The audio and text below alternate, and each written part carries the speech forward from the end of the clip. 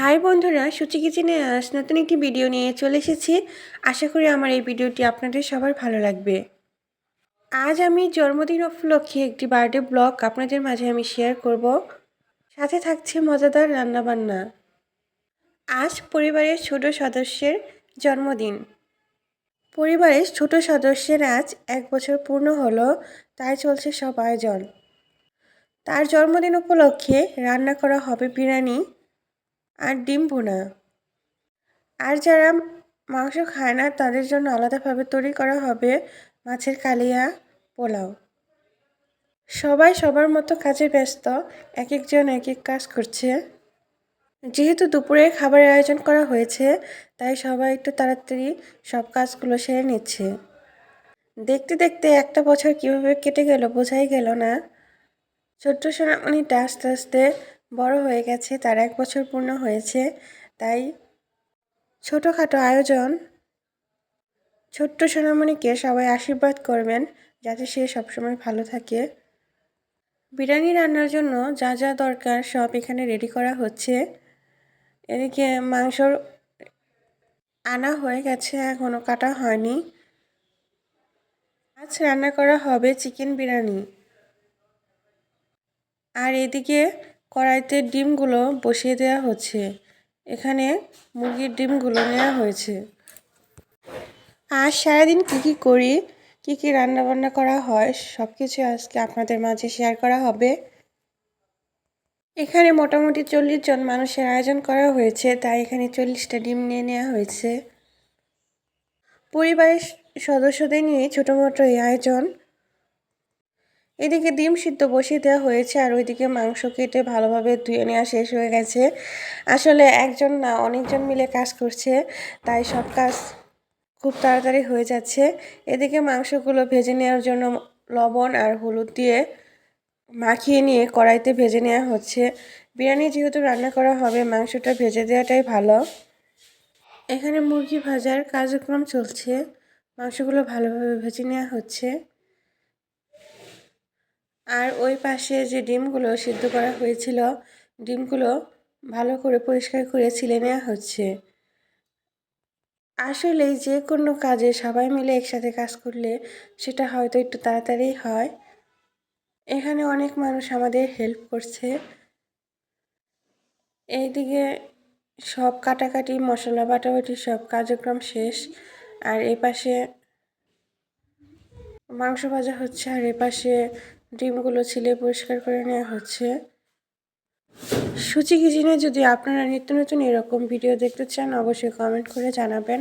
আপনাদের ভালোবাসা আর সাপোর্ট পেলে আমরা আরও সামনের দিকে এগিয়ে যেতে চাই। বিরিয়ানি কার কার পছন্দ অবশ্যই কমেন্ট করে জানাবেন। আর যাদের যাদের বিরিয়ানি খেতে ইচ্ছে করে অবশ্যই সূচি কিচেনে চলে আসবেন।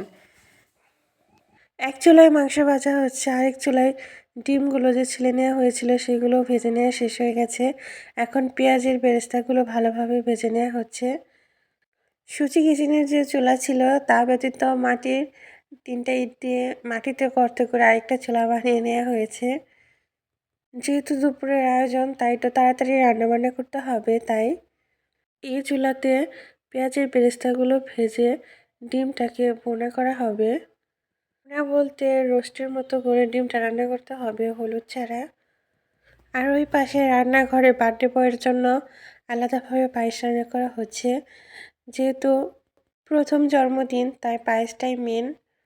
এপাশে পায়েস রান্না করা হচ্ছে। এক একজন এক এক কাজে ব্যস্ত হয়ে পড়েছে। পেঁয়াজের বেরেস্তাগুলো এখন ভেজে নেওয়া হয়ে গেছে, এখন নামিয়ে নেওয়া হবে। আর ওই পাশে যে সূচি কিচেনের চুলা আছে, ওইখানে একটি ড্যাগ বসিয়ে দেওয়া হয়েছে, ড্যাগে গরম জল করা হচ্ছে পোলাও রান্না করার জন্য। কারণ আগে পোলাও রান্না করে পরে লেয়ার বাই লেয়ার বিরিয়ানি মাংসগুলো দিয়ে এটা তৈরি করা হবে, এজন্য। আর এ পাশে ডিম ভুনা করা হবে, সেই প্রস্তুতি চলছে। আমি কড়াইতে তেল দিয়ে দিল, ফোড়ন দিয়ে দিল। আর এপাশে পায়েস রান্নাটা হয়ে গেছে, সেটাও নামিয়ে নেওয়া হলো থালে। এপাশে পেঁয়াজ দিয়ে দিয়েছে আর গরম মশলা দিয়ে দিয়েছে। এখন মশলাগুলো ভালোভাবে ভেজে নেবে। গরম মশলা হিসেবে এখানে ব্যবহার করেছে এলাচ আর দারচিনি। এভাবে ডিমের রোস্ট আপনারা বাসায় রান্না করে খেয়ে দেখবেন, আপনাদের সবার অনেক ভালো লাগবে। রান্নাটা অনেক সুস্বাদু হয়েছিল।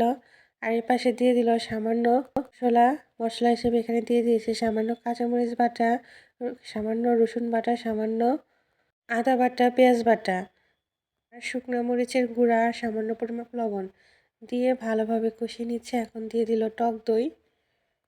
টক দইটা আমরা ঘরোয়াভাবে বানিয়ে নিয়েছি। এটা আমরা লেবু, চিনি আর গরুর দুধ দিয়ে আমরা বাড়িতেই বানিয়ে নিয়েছি। টক দই দেওয়ার পরে ভালোভাবে কষিয়ে নিতে হবে। যেহেতু এটা একটু রোস্ট হবে তাই এখানে কোনো হলুদ দেওয়ার প্রয়োজন নেই। আপনারা এখানে সামান্য পরিমাণ চিনি দিয়ে দিতে পারেন, আবার নাও পারেন, কারণ টক দই তো চিনি দেওয়াই থাকে। তাই মশলাটা ভালোভাবে কষে গেছে। এখন এর মধ্যে ডিমগুলো একটা একটা করে দিয়ে দিতে হবে। একটা একটা করে দেওয়াই ভালো, কারণ একবারে সবগুলো দিলে ভেঙে যাওয়ার সম্ভাবনা থাকে। এক এক করে ডিমগুলো ভালোভাবে দিয়ে দেওয়া হলো। এখন সামান্য পরিমাণ ঝোল এখানে দিয়ে দেওয়া হলো। ঝোলটা বেশি দেওয়া হয়নি, কারণ এটা মাখো মাখো একটা তরকারি হবে, তাই এখানে ঝোলের পরিমাপটা বেশি দেওয়া হয়নি। কারণ বিরিয়ানিতে ডিমটা সিদ্ধ করে দিলেও চলে, কিন্তু আমরা এখানে সিদ্ধ করে না দিয়ে ডিমের একটা রোস্ট তৈরি করে দিচ্ছি, যাতে সবাই খেতে ভালো লাগে। মাটির চুলায় রান্না করা সব ধরনের খাবারের স্বাদটাই কিন্তু সুস্বাদু হয়ে থাকে।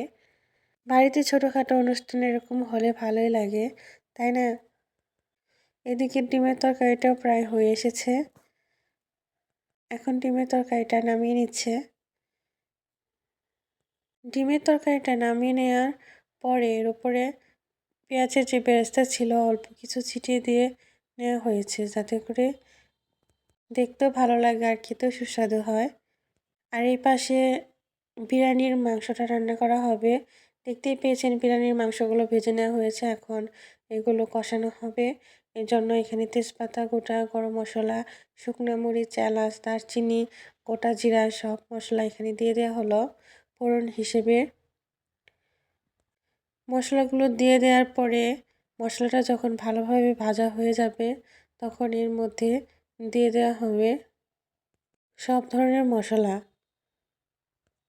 এখন এর মধ্যে দিয়ে দেওয়া হবে যে মশলাগুলো বেটে রাখা হয়েছিল শিলনোড়ায়, সেগুলো এখানে দিয়ে দেওয়া হলো। আদা রসুন বাটা, পেঁয়াজ বাটা দিয়ে তেলের সাথে ভালোভাবে ভেজে নিতে হবে। এখন এর মধ্যে দিয়ে দেওয়া হবে বাদাম বাটা। এখন এর মধ্যে দিয়ে দেওয়া হলো কাঁচা লঙ্কা বাটা। বাটা মশলা দিয়ে যে কোনো খাবার রান্না করলে তার স্বাদটা দ্বিগুণ বেড়ে যায়। আপনারা কে কে বাটা মশলা দিয়ে খাবার রান্না করে খান অবশ্যই কমেন্ট করে জানাবেন। এখন এর মধ্যে দিয়ে দেওয়া হলো জিরা বাটা। যেহেতু 8 কেজি চাল 8 কেজি মুরগির বিরিয়ানি হবে, তাই মশলার পরিমাপটা একটু বেশি দেওয়া হচ্ছে। এখানে দিয়ে দেওয়া হলো কালারের জন্য হলুদ, আর দিয়ে দেওয়া হলো শুকনো মরিচের গুঁড়া, আর এখানে দিয়ে দেওয়া হয়েছে পরিমাপ মতো লবণ। এখন এর মধ্যে দিয়ে দেওয়া হবে টক দই। আগে থেকে যে টক দইটা আমরা বানিয়ে রেখেছিলাম সেই টক দইটা এখানে দিয়ে দেওয়া হলো। এখন মশলার মধ্যে সামান্য পরিমাণ পানি দিয়ে দিতে হবে। পানি দেওয়ার পরে মশলাটা ভালোভাবে কষিয়ে নিতে হবে। লবণের পরিমাণটা কম হয়েছে, তাই এখানে আবার একটু পরিমাণ মতো লবণ দিয়ে দেওয়া হলো। এখন এর মধ্যে দিয়ে দেওয়া হবে বিরিয়ানির মশলা, প্যাকেট বিরিয়ানির মশলা। রাঁধুনি বিরিয়ানির মশলাটা ব্যবহার করা হয়েছে, আর বম্বে বিরিয়ানির মশলাটা ব্যবহার করা হয়েছে। যেহেতু 8 কেজি চালের পোলাও, 8 কেজি মাংস, 16 কেজি, এখানে 8 প্যাকেট বিরিয়ানির মশলা ব্যবহার করা হয়েছে। মশলাটা দেওয়ার পরে মাংসগুলো ভালোভাবে কষিয়ে নেওয়া হচ্ছে, আর এদিকে চলছে পোলাও রান্নার প্রস্তুতি। বিরিয়ানিতে যে পোলাওটা ব্যবহার করা হবে সেই পোলাও রান্নার প্রসেস এখানে চলছে। এখানে দিয়ে দেওয়া হয়েছে তেল আর তেজপাতা। এখানে দিয়ে দেওয়া হলো পোলাওয়ের চাউল, এখানে অল্প অল্প করে দিয়ে দেওয়া হচ্ছে একটি বাটির সাহায্যে। পোলাও রান্নার যে গরম জলটা ব্যবহার করা হবে সেটা আগে থেকে গরম করে নেওয়া হয়েছে, আর এখানে চালগুলো ভালোভাবে দিয়ে ভেজে নেওয়া হবে। পোলাওর চালটা যত ভাজা যাবে তত পোলাওটা ঝরঝরা হবে। এখানে পরিমাপ মতো চাল দিয়ে পোলাওটা রান্না করে নেওয়া হয়ে গেছে। আর এখানে দেখানো হচ্ছে বিরিয়ানির প্রসেস। সম্পূর্ণ ভিডিও দেখাতে পারিনি, কারণ ভিডিও সম্পূর্ণ দেখাতে গেলে ভিডিও অনেক লং হয়ে যাবে, তাই লেয়ার বাই লেয়ার বিরিয়ানিগুলো সাজিয়ে দেওয়া হচ্ছে। পোলাওয়ের ভাতটা দিয়ে দেওয়া হয়েছে, তারপর বিরিয়ানির মাংসগুলো যে রান্না করে রাখা হয়েছিল সেগুলো দিয়ে দেওয়া হয়েছে। তারপর উপরে দেওয়া হয়েছে পেঁয়াজের বেরেস্তা, তারপর দেওয়া হয়েছে ঘি। এভাবে 3টা লেয়ার তৈরি করে নেওয়া হয়েছে। মিনিমাম এখানে 4 কেজি চাল, 4 কেজি মাংসের বিরিয়ানি এভাবে 2টা র্যাক সাজিয়ে নেওয়া হয়েছে। আশা করি ভিডিওটি আপনাদের সবার ভালো লাগবে। আমার এই ভিডিওটি যদি আপনাদের সবার ভালো লাগে তাহলে অবশ্যই আমার ছোট্ট চ্যানেলটি সাবস্ক্রাইব করে আমার পাশে থাকবেন, যাতে করে নতুন নতুন আর সুন্দর সুন্দর ভিডিও আমি আপনাদের মাঝে শেয়ার করতে পারি। বিরিয়ানির লেয়ারগুলো করে নিয়ে তারপর উপরে বেরেস্তা ছিটিয়ে দেওয়া হয়েছে। এখন এটা 10 মিনিটের জন্য দমে রাখা হবে, চুলার আঁচটা একদম লো করে দিয়ে। যতটা সম্ভব চুলার জালটা নিভিয়ে দিয়ে একবারে হালকাভাবে এটা দমে রাখতে হবে। এখানে দমে দেওয়ার জন্য পুরো প্রসেস চলছে, আর এদিকে শুরু হয়ে গেছে খাবার দাবারের আয়োজন। নিমন্ত্রণ গেস্ট এখানে বসে পড়েছে খাওয়ার জন্য। যে বার্থডে বয় সে ওইদিকে চেয়ারে বসে আছে। দেখতে পাচ্ছেন বার্থডে বয় চান টান করে সাজুগুজু করে বসে আছে পাশে। এই যে এই বাবুটার আজকে বার্থডে, এই বাবুটার আজকে 1 বছর পূর্ণ হলো। সবাই বাবুটার জন্য আশীর্বাদ করবেন, সে যেন সবসময় ভালো থাকে, সুস্থ থাকে। দুপুরে খাওয়া দাওয়ার আয়োজন কমপ্লিট করে সন্ধ্যার দিকে কেক কাটার আয়োজনটা চলবে। ভালো থাকবেন সবাই।